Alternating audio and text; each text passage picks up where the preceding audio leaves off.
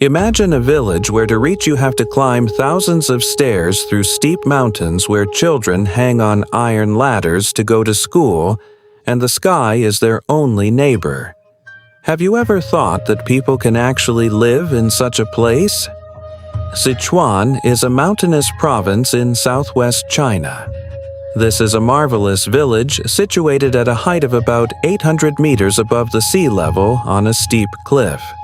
The village of Atuler. Many people call it the Cliff Village. This village is like a human settlement built on the chest of a mountain. Hundreds of years ago, local people of different nationalities live here. Because of security. There was fear of robbers and clashes on the ground floor. That's why he chose this mountain. But the cost of this security was very high. The only way to reach the village was up a steep hill. About 17 temporary ladders were used by people to climb up. On a rainy day or in a strong wind, this may would become a death trap. The children had to go to school every day. If one foot is wrong, a few hundred meters down the ditch. Imagine, where we are accustomed to elevators and escalators, people are exposed to everyday life. He was walking. The houses are not ordinary. Small houses made of stone and wood. Electricity was limited. Water had to be fetched from the mountain. The treatment. In case of an emergency, people had to be carried on their shoulders. However, there was a smile on the faces of the villagers. They were farming. She kept sheep, and their culture was passed down from generation to generation. In 2016, pictures of the village went viral in the media. The entire country was shocked. The government is taking steps for development. A wooden board is removed and a steel plate is placed. Many families were later relocated to safer areas. Is done. But the question remains, how did these people survive such a difficult life for so many years? This is not just a village story. It is a living example of man's indomitable will to struggle for survival and survive on the margins of civilization.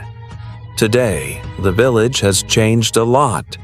Tourists come, researchers come, documentary makers come, but the stories of those old days in the heart of the mountain still float in the air. This village reminds us that civilization is not limited to the high-rise buildings of the city. Civilization is rooted in human courage and adaptability. When the government took over the village, many families were left in the lurch when the proposal for rehabilitation was made. Because this mountain was their identity, the memory of their ancestors, the roots of their culture. A new house, new roads, all good. But can the open sky of the mountains, foggy mornings, and the chirping of birds be found in the concrete houses below? Many people got on the elevator for the first time after rehabilitation.